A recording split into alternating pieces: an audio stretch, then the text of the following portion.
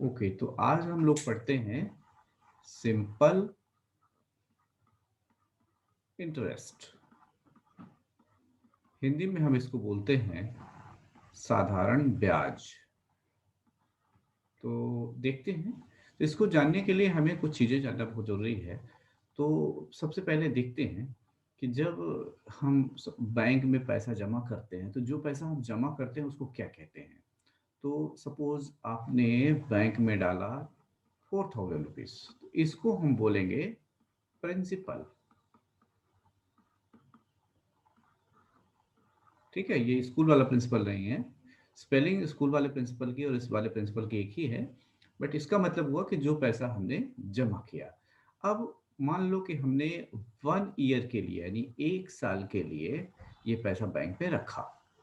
अब हुआ क्या कि 1 साल बाद बैंक ने हमें 4000 हमारा तो वापस ही किया, प्लस मान लेते हैं कि उसने हमें 400 रुपीज और दे दिया, यानी हमें मिल गया कितना, 4400। तो हमें पैसा ज़्यादा मिल गया। तो ये जो ज़्यादा दिया है अमाउंट, इसको हम बोलते हैं इंटरेस्ट। ठीक है, तो इसका मतलब ये हुआ कि बैंक में पैसा रखने से हमारा पैसा बढ़ जाता है। अब वो बढ़ता क्यों है? क्योंकि हमें उस पर इंटरेस्ट मिलता है। ठीक है, तो अब इस चीज़ को, ये इंटरेस्ट कैसे कैलकुलेट करते हैं, कैसे फाइंड आउट करते हैं या कैसे पता लगाते हैं, वो चीज़ जानने के लिए हम क्या करते हैं कि कुछ फार्मूला पढ़ेंगे। तो सबसे पहली चीज़ हो गई हमारी, अच्छा, इस चीज़ को हम बोलते हैं अमाउंट। ये जो पैसा मिला, जो टोटल मिला के जिसमें से प्रिंसिपल भी है और इंटरेस्ट भी है, उसको हम अमाउंट बोलते। तो हमारे पास ये टर्म आ गया, पहला आ गया हमारा प्रिंसिपल, दूसरी चीज हमारी होती है इंटरेस्ट, और तीसरी चीज होती है अमाउंट।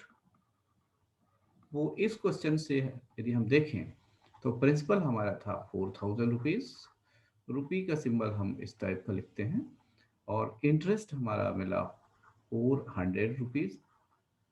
ठीक है, और अमाउंट हो गया, दोनों का सम कर दिया हमने, जोड़ दिया इसको, तो 4400 रुपीज। तो ये हमें मिल गया। अब अगली चीज होती है, इसमें हमारे पास एक चीज होती है टाइम, कि कितने साल के लिए रखा गया। तो यहाँ पर हमारे पास टाइम था 1 ईयर। और फिर एक चीज और आती है कि बैंक एक इंटरेस्ट रेट लगाता है। रेट उसको बोलते हैं कि किस रेट से बैंक ने इंटरेस्ट दिया, उसको बोलते हैं रेट ऑफ इंटरेस्ट।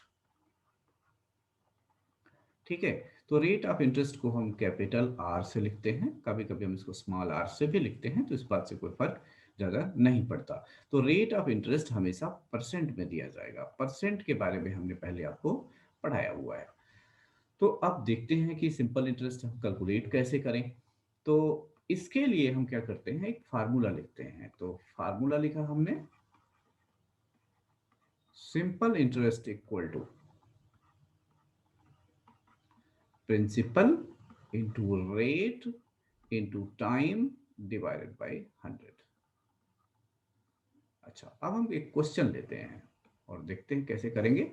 हमारे पास प्रिंसिपल गिवन है सपोज 4000 रुपीज, और रेट गिवन है 10%, और टाइम दिया है 2 ईयर्स, और आपसे पूछा जा रहा है कि सिंपल इंटरेस्ट निकालो। तो इस फार्मूले में वैल्यू डाल दो, S I equal to principal 4000 multiplied by rate आपके पास है 10, ये 10 डाल दिया। और ये जो परसेंटेज है, इसकी वजह से जो 100 लिखते थे वो इस फार्मूले में लिखा हुआ है, तो आपको दोबारा 100 नहीं लिखना है यहाँ पर। और टाइम हमारे पास 2 ईयर्स है, और डिवाइडेड बाई 100। यहाँ से जीरो ये कट गया, इस जीरो से ये कट गया, ये हमारा बन गया 800 रुपीज। ठीक है, यदि हम अमाउंट निकालें, तो अमाउंट निकालने के लिए हमारे पास तरीका क्या था कि जो भी प्रिंसिपल है, प्रिंसिपल में सिंपल इंटरेस्ट को सम कर दें। तो प्रिंसिपल हमारा था 4000, और सिंपल इंटरेस्ट हमने निकाला 800, ये दोनों मिलकर के 4800 रुपए बन गया। ठीक है, तो ये बात आपको अच्छी तरह समझ में आ गई होगी। हम आगे देखते हैं, अगला सवाल लेते हैं। प्रिंसिपल आपके पास दिया है सपोज 40,000 रुपीज, रेट दिया है 5% और टाइम दिया है 3 इयर्स, और आपसे पूछा जा रहा है कि सिंपल इंटरेस्ट कितना होगा। तो फिर से वही फार्मूला आपने लिख दिया, P multiplied by R multiplied by T divide by 100, और यहाँ पर आप अमाउंट भी निकालना आपको है, हर क्वेश्चन में अमाउंट भी फाइंड करना है। ओके, तो सबसे पहले हमने ये जो F लिखा है गलत लिख दिया है, यहाँ पर F नहीं है, ये सिंपल इंटरेस्ट है। तो यहाँ पर आपको लिखना है SI, तो SI, तो SI हो जाएगा हमारा P है 40,000 इंटू रेट हमारे में दिया है यहाँ पर 5%, तो ये 5 यहाँ डाल दिया, और टाइम 3 इयर्स है तो यहाँ 3 लिख दिया और डिवाइड बाई 100 कर दिया। ये 0 से 0 कट कर दो, अब इसको मल्टीप्लाई कर दो, तो ये 15 और 4, ये आ गया हमारा 6,000 रुपीज। तो अमाउंट यदि हम निकालें तो उसमें प्रिंसिपल प्लस SI कर देते हैं। प्रिंसिपल हमारे में 40,000 है, तो ये 40,000 ये और प्लस 6,000 ये बन गया हमारा 46,000 रुपीज। तो बात आपको समझ में आ गई होगी। एक सवाल और दे रहे हैं समझने के लिए कि हमारे पास प्रिंसिपल गिवन है सपोज 3,000 और रेट गिवन है से 15% एंड टाइम गिवन है से 3 इयर्स, और आपको SI निकालना है, साथ में अमाउंट भी निकालना है। तो फिर से फार्मूला आपने लगा दिया, तो SI equal to P into R into T divide by 100। तो SI P आपके पास है 3,000, रेट आपके पास है 15, sorry multiplied by 15 multiplied by time है 3 डिवाइडेड बाई यहाँ से है 100। 100 आपको हर बार लिखना ही है, 0 से 0 कट कर दो, ये आ गया। तो ये कितना हुआ 30 मल्टीप्लाइड बाई 45,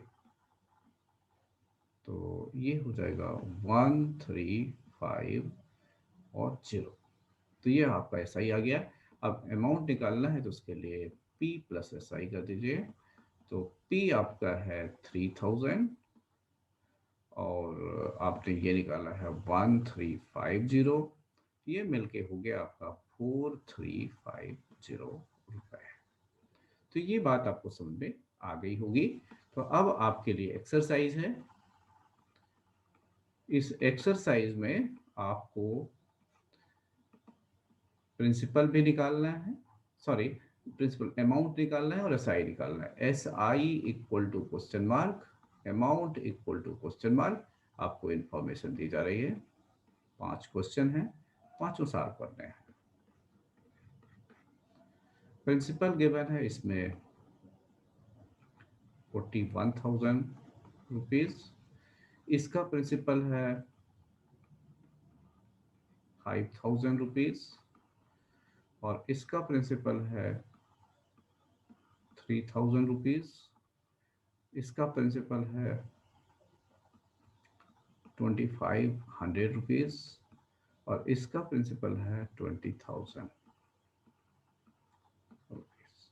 इसके बाद इसमें टाइम दिया है, इसका 1 ईयर है, इसका टाइम है 2 इयर्स,